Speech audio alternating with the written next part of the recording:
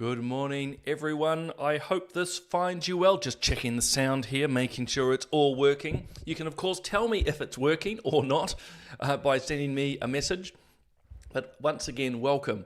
Welcome to Solid Ground, this Family First production, which comes out every Tuesday morning at 8 a.m. It's about half an hour or so of discussion and chat. So I look at the various, topics that have caught my fancy over the last week, often political, often cultural. And I just give various comment on that, but I always welcome your thoughts and views and challenges. So jump online, you can view this across multiple platforms. Many of you will be actually watching this on my Facebook page, which is lovely, welcome. But if you actually want to comment, like Chris just has, and welcome Chris. Now, where's my button? Here we go. So Chris has just kindly flicked us a message. Good morning from Napier. If you want to be like Chris, and send us a message to say hello or to comment on anything or to ask a question, jump onto the Family First Facebook page. So while this program can stream across multiple platforms, so it's on LinkedIn, it's on X, it's on YouTube.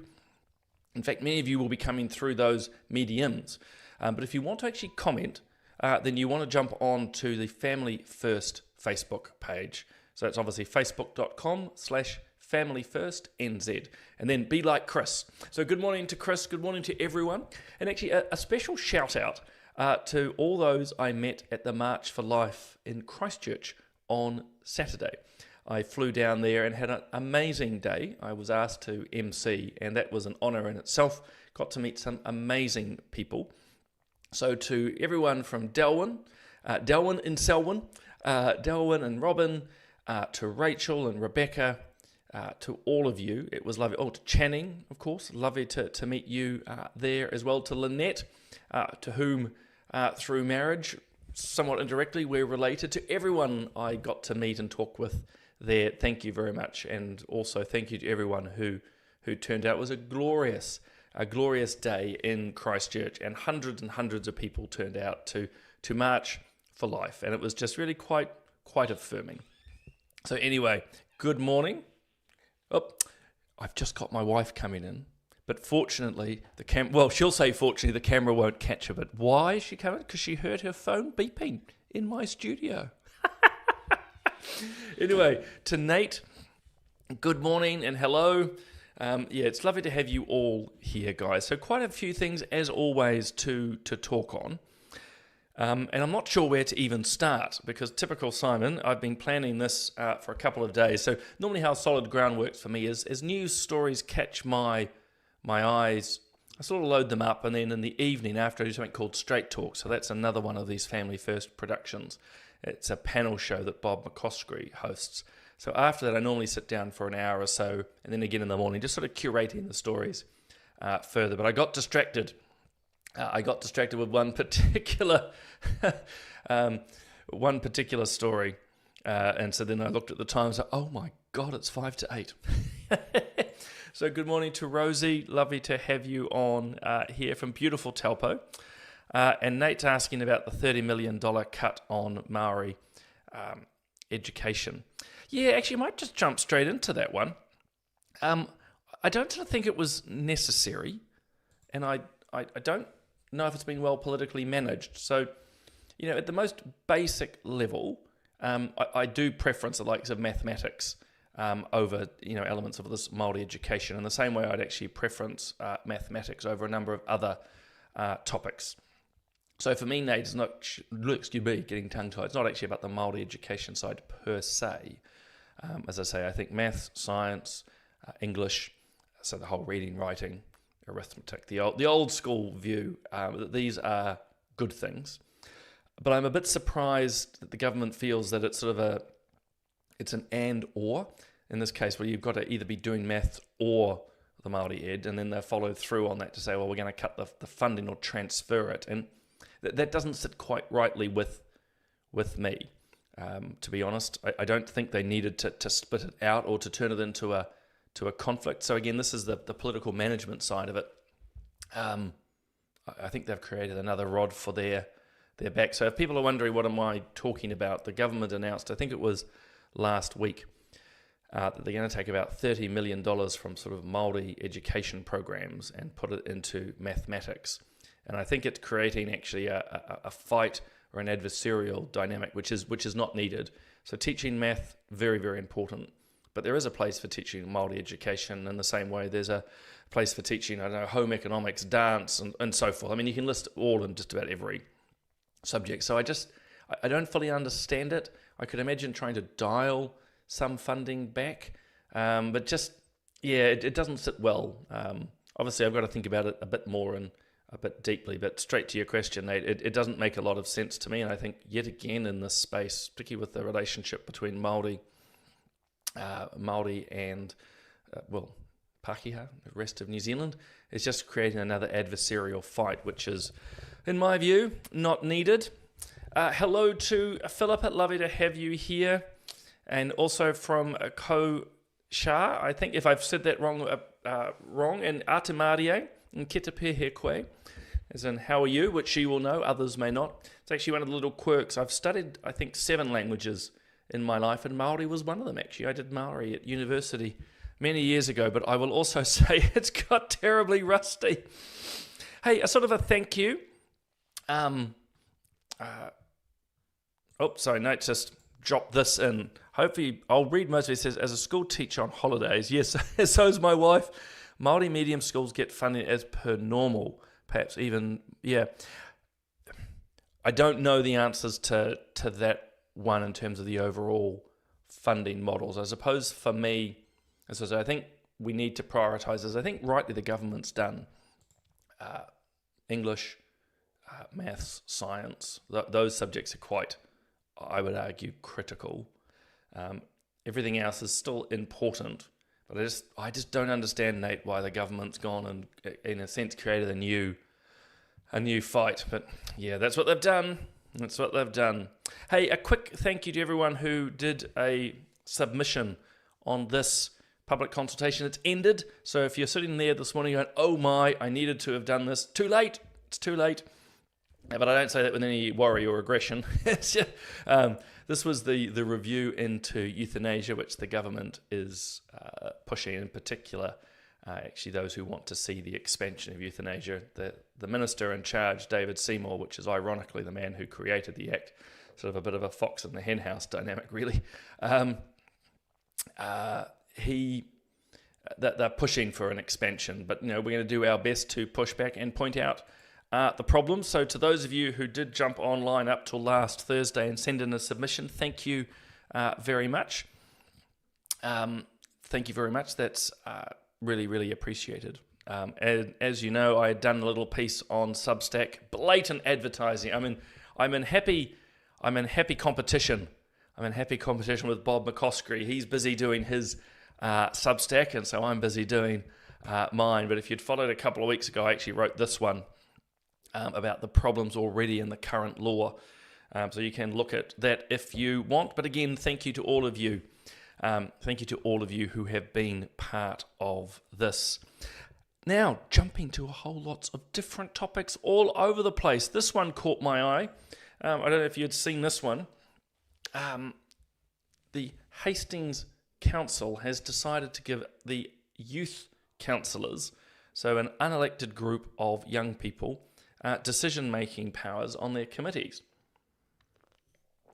Sorry, I'm grabbing a cup of coffee because this is called Solid Ground, which is a terrible pun.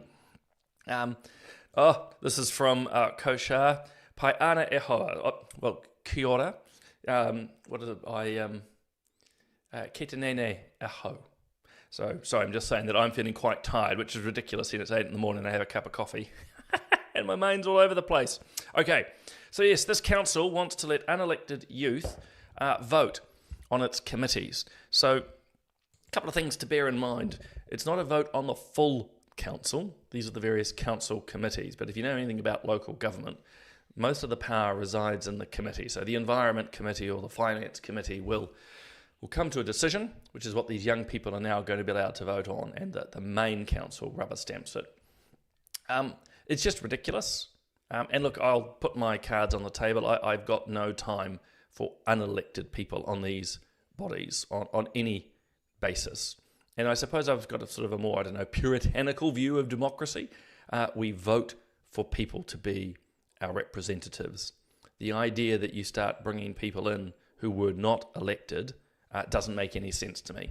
And I suppose that the counter-argument for this Hastings Council, I'm sure, will be, hey, we're elected and we've decided to bring these people in. But that, again, is not democratic. If Hastings, in this case, wants more young people on the council, let them vote for it. If they want more older people, let them vote for it. If they want more people from Ukraine, let them vote for that. That's democracy. And we're seeing, I'm afraid to say, a bit of an erosion of our democratic values in this country, where we are beginning to load up our councils with people who are not elected. And the fact is, and I've been granted central government. What you do is you, as a representative, as a councillor, and look, this is probably a message to those in Hastings, stop being so damn lazy. Go out and actually talk to the youth. Go and talk to the various groups. Act like a proper counsellor and a representative, and actually go and talk, engage, and learn from the various groups, and then bring that information back to the council table. That's certainly what I did when I was a member of Parliament, and it's certainly what should be done. We're not, and we should not break our system down to try and a never-ending list of representatives which are required into these groups. And then it's all very arbitrary to why youth? Why youth? As I say, why not a Ukrainian representative and a Chinese representative, an Indian representative, a Catholic representative? Why not? Because this is, again, intersectionality at work. It chooses various groups which they deem to be victims. And the last point before I get off this particular soapbox, and I put a comment up as we're here, as I get off this soapbox, is often I'd say these young people aren't even paying rates, which, if they are, kudos to them, it'd be absolutely amazing. But we're now allowing people who have got no real financial connection to this to have quite a lot of say. So it makes no sense to me. I think it's the wrong call. As I say, one person, one vote's a pretty fundamental premise, and it's slowly going out the window, certainly at a local government level. And they've become, I might add, came out of the local government conference, and granted it was around the Māori wards issue, and that comes with its own complexities, particularly around the treaty. But we're becoming so used to these broken systems like this one that when you try to pull them back, it's seen as a discrimination. And let's be clear, if you're not voted onto the council, then you shouldn't have a seat at the table. So madness. Now, I might just share this one too. Bob's been doing so as well. These are some stats from Stats New Zealand. I think I might have shared them actually. Did I share them last week? I'm trying to remember. I have a memory like a sieve. We certainly did on Political Playback. That's the third live show. So if you didn't know, we do Straight Talk as a panel talk on Monday night. You then get me alone. That sounds a bit suspicious, doesn't it? You get me alone on a Tuesday morning. And then on Thursday evening from 5 o'clock, Bob McCoskey and I jump on. But we were looking at these stats, and I'm sorry I haven't zoomed in, but on the right circled is the trust for politicians, and then on the furthest to your right is media has gone down. And so I thought I'd have another sip of coffee. There we go. It comes with the added benefit that I can keep my voice.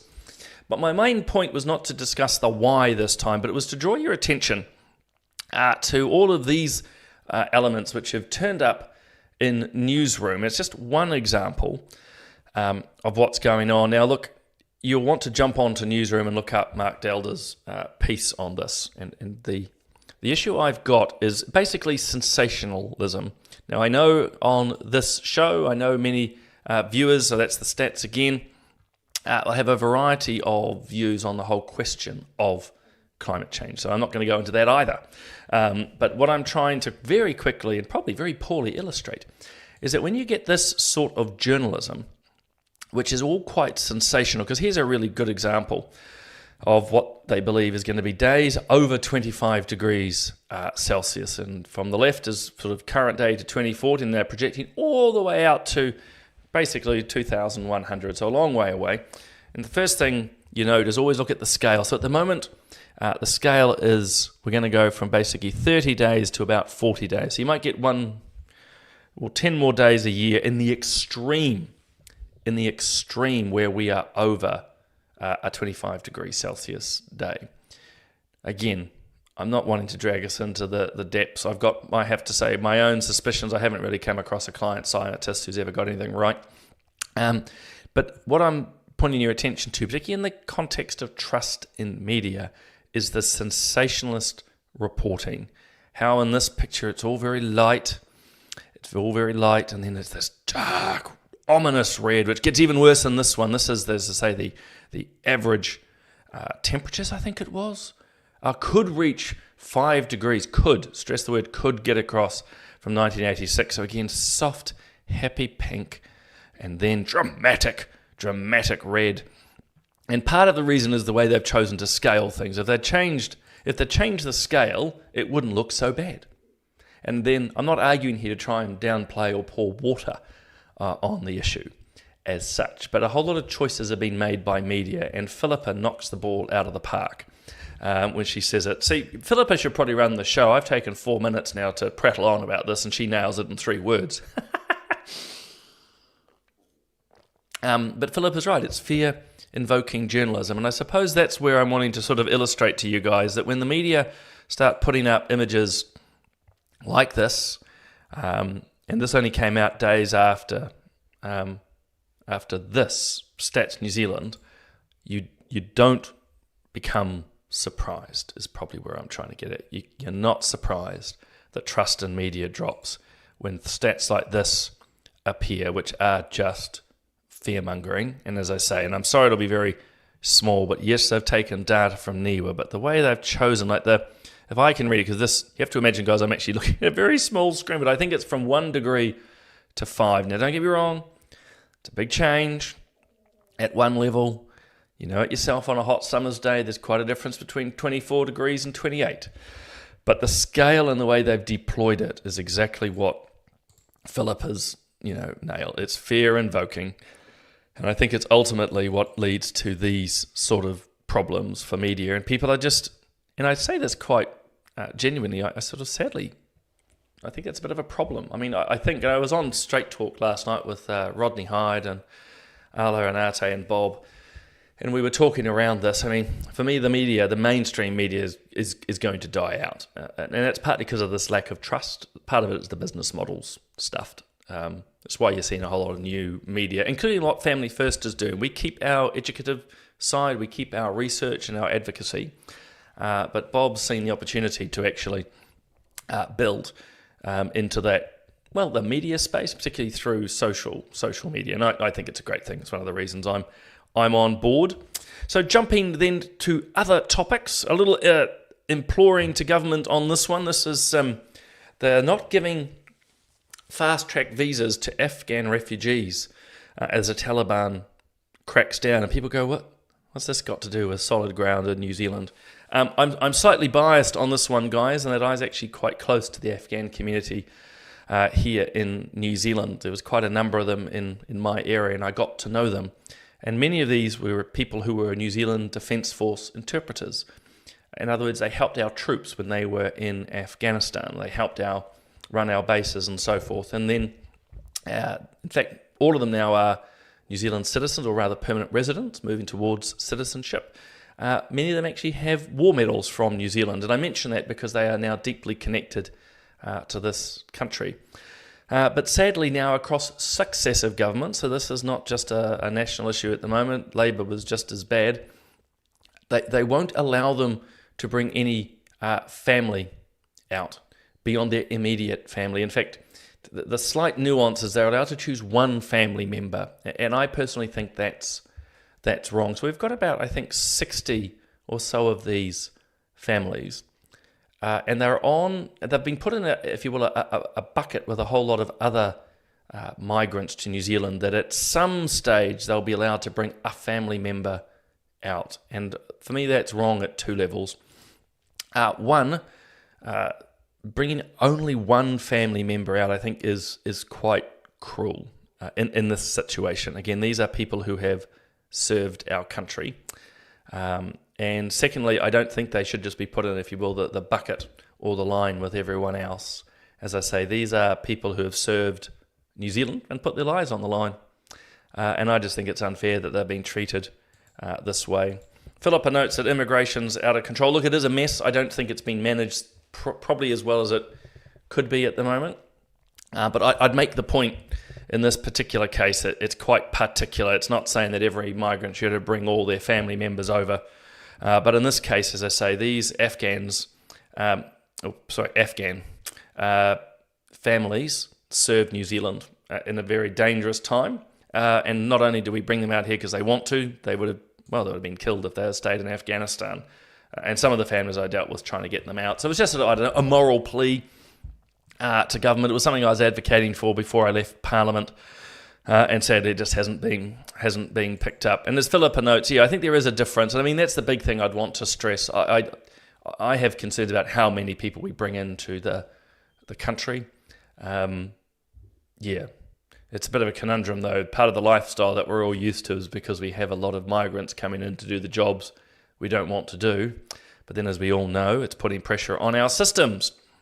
So it's a conundrum. We leave that to the government of the day. But for these Afghans, I think we can do better. I see, jumping and staying with international news, we've got Winston got very upset the other day, and I don't have the video. You can jump online and find it, but he was giving a speech at the United Nations Security Council. So if you don't know, at the moment, the UN's having its giant talk fest, and so all various leaders are over there talking away, or foreign ministers. In this case, Winston was giving a speech, and people in the room kept talking. And he was not a happy chappy and told them all to be quiet. So at one level, I thought that was quite funny and actually quite good. It is meant to be a place to listen. But I also thought it was just a gentle reminder to both Winston, the government, and perhaps to all of us here in New Zealand. We're not as big and relevant as we might like to think ourselves to be. So I'm enjoying my coffee this morning. One, it's particularly nice, and two, it's helping me keep my voice. But that was probably my main point, is actually, New Zealand, we're a wonderful country. I love this country. I'm loyal to all of that. Okay, let's not put that in that context. But, this is a reminder, we're a little country, a population that's like a quarter of the size of some cities, a tenth of the size of others, at the bottom of the world. We just need to be reminded occasionally. And Rosie's right. She's just posted here. It is very rude. It is very rude. I'm with you on that. I think Winston was quite right to call them out. But the wider dynamic for me was just a reminder of just where New Zealand's relevance is. And that's sort of a segue slightly, because we're seeing what's happening in Israel at the moment. Obviously, it's getting pretty bad over here. This is an image, I believe, if I got it off the BBC right, where they took out Nasrallah, the head of Hezbollah, recently. New Zealand's often trying to opine into this space. And look, we're allowed our opinions. New Zealand's allowed to give its opinions. I think it's done it wrong recently. New Zealand supported another effectively anti-Israel UN resolution. But we're allowed to speak, but we should be reminded, a bit like Winston was, that, we're our little voice down here and doesn't always garner the respect that, we'd like to think we should have. But I just thought I'd comment briefly. Look, we watch the Middle East with aghast. It is a very volatile place at the moment.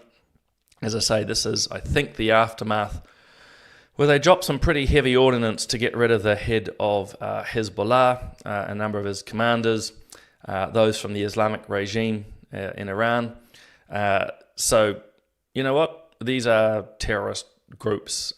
And I suppose why I wanted to quickly share it is I've been disappointed but not surprised about how the media's reporting this. Once again, it's sort of Israel bad, Hezbollah. I mean, they note they're a terrorist group, but they don't really, I think, delve into it enough. I mean, Hezbollah, Hamas, these are absolute Islamic fundamentalist lunatics of the highest order, barbarian, and just terrible, beyond terrible. And actually, the night of this man's death, and at one level, At one level, we don't want anyone to be killed, but there's, I don't know, a state of war, is that what we want to call it? Nuance in that as well. You never want to have a war with terrorists as such. It legitimizes them, which is why I hesitate. But I actually had various people I know in the Lebanese community contact me and celebrate. And why were they celebrating? Because Lebanon is meant to be the Paris of the Levant. But it's been hijacked by these Islamic lunatics of Hezbollah, who persecute not only the local Muslim community, but obviously the Christian and Druze community as well. These are people destroying Lebanon in and of themselves, and then now picking a fight with Israel. And I've been shocked to see a little bit in New Zealand, but we've certainly seen a lot in Australia, of people celebrating Hezbollah, waving Hezbollah flags, pictures of this terrorist leader. And it raises for me a couple of questions. One is, how is it that this been allowed to happen?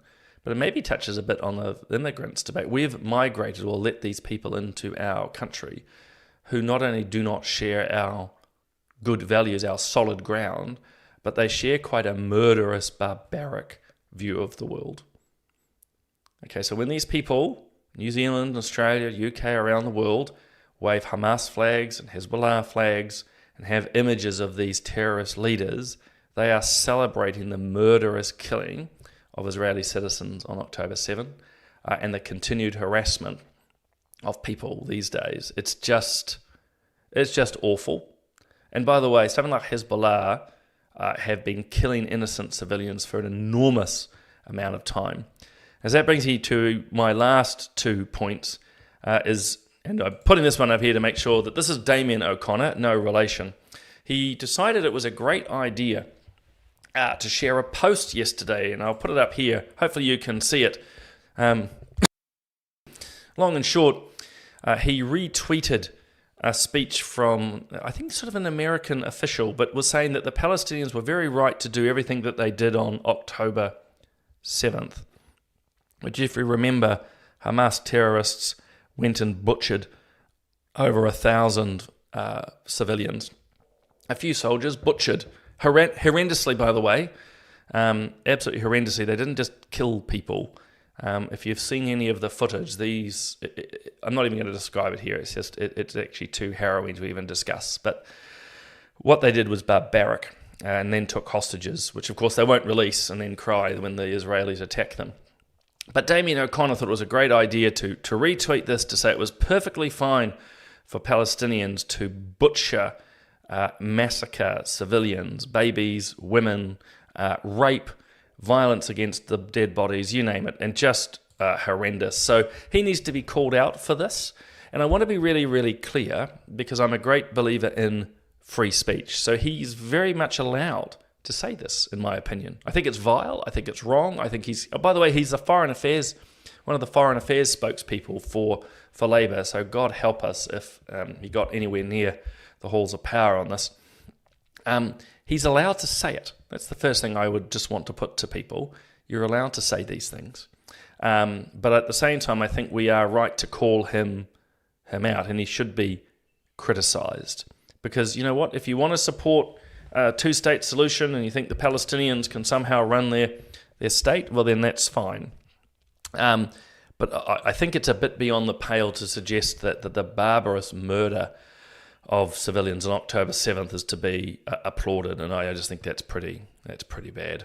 And I see Sue's mention here that I'm reading as we look at it that Dutton's condemned. Yeah, well, that's good. Look, I've got a bit of time for Dutton over there in Australia, that they are actually calling this out. I'm friends with a guy called Senator James Patterson and Andrew Hastie. They're both Liberal MPs. Well, one's a senator.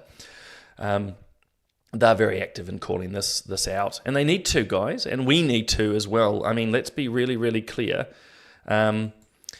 It's one thing to have a view on Levant, as in, Israel and that part of the Middle East, but to support terrorism. And we need to look at this really carefully in our own country, because we've imported, by and large, these views. When various groups in New Zealand, they've done surveys into our communities, when large portions of our Muslim community sympathise with Hamas or Hezbollah, we have a problem. actually, we do have a problem, and it behoves us to actually begin to change that, because again, the way these guys act are as terrorists, and it's sickening. It's absolutely sickening, and Philip has nailed it too. They do have very little understanding, but it's a deliberate ignorance, I would argue, Philip. I mean, look, let's be clear, as I'm sure you know, it's a very complicated history in the Middle East. You know, part of the reason is that the Middle East, particularly that area of Israel and, well, what we know as Jordan, has been an area of major trade routes. And so it's always changed hand. There's always been fighting of one shape or form. But, you know, I look at it at the moment and I'm disappointed and to a degree disgusted when I see various New Zealanders who, again, actively support these terrorist groups. And a reminder, not that anyone on here is, I'm sure, but just to remind those people that do support them that actually the likes of Hezbollah are a designated terrorist group in New Zealand, and New Zealand police should do something about it when they see these people. Final little bits. I thought this was hilarious, speaking still of the UN, sticking their nose into things. So this is one of their UN representatives who came to New Zealand and has said he's upset that the Crown has not done a deal in Nelson. I think it's called the 10th Trust. Long and short, it's one of these ongoing land disputes between the Crown and iwi. As you all know, we have lots of them, but he's written and says the government needs to explain what it's doing. And I just thought, well, to be honest with you guys, up yours. I've got limited time for the UN in this case. You know, New Zealand's doing what it can. I'm not sure some foreigner from the UN coming in and giving his opinion is going to help things. But also, and it links back to what we've just been discussing in the Middle East, we have, you know, tragic activities happening in the Middle East. So obviously, the horrid attacks on Israeli civilians and hostages, the ongoing missile strikes. Obviously, then we have the massive bombings in Gaza and now into southern Lebanon. You know, I think the UN might want to focus there a little bit. You have the ongoing butchery in Syria. We have the issues in Ukraine. We have over 1 million Uyghurs in communist China held in concentration camps.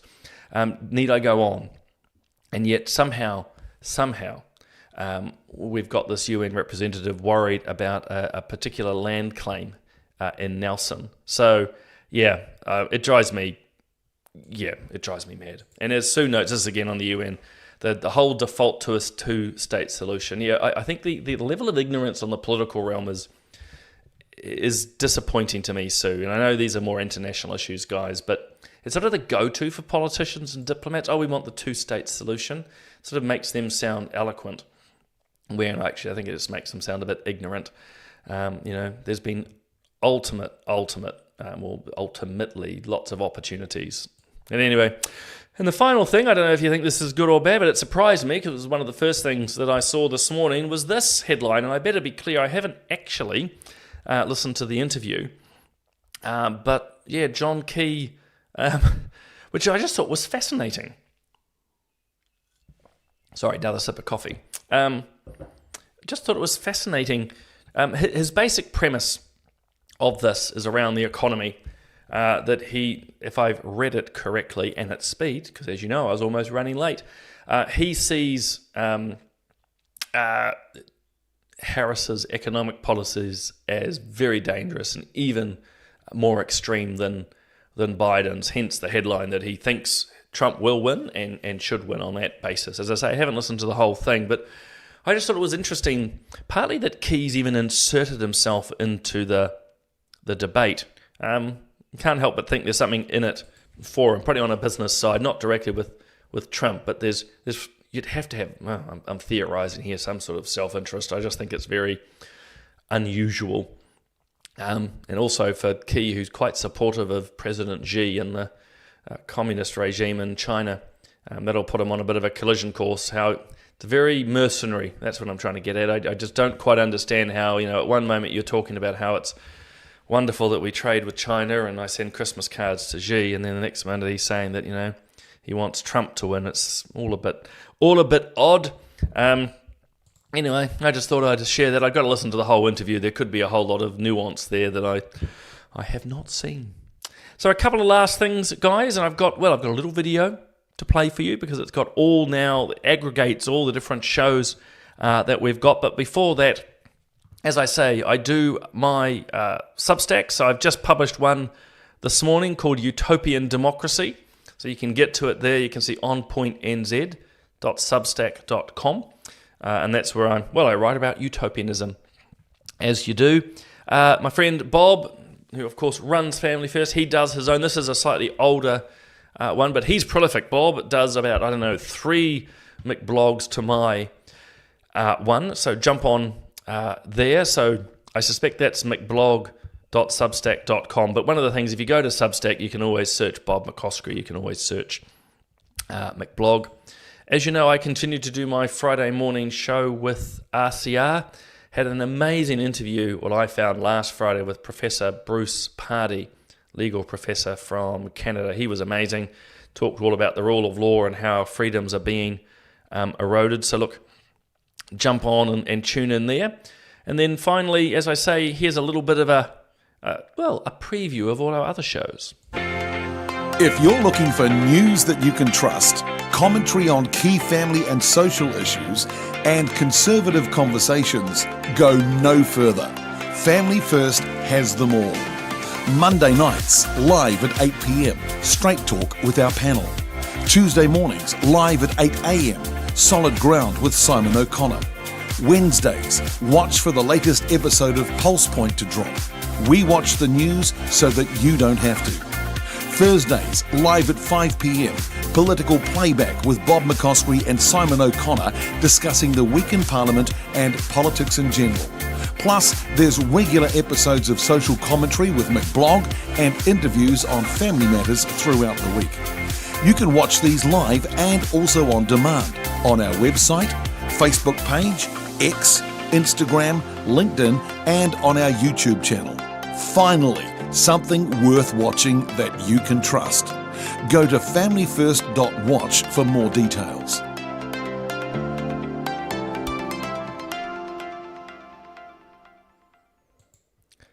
So that's a wrap, guys, for another week. Thank you for joining me here on Solid Ground. I'll be back with Bob on Thursday afternoon or evening at 5 o'clock, again live across all those platforms. We'll be talking the politics of the week. And just like this show, you can send us your comments. So thank you to everyone. To my right is just a whole list of comments that have been coming through. Thank you to everyone who has done so. I'll try to, I can never get to all of them during the show, but thank you for all your comments. And in the meantime, you have a wonderful day, a wonderful week ahead. I look forward to seeing you next Tuesday.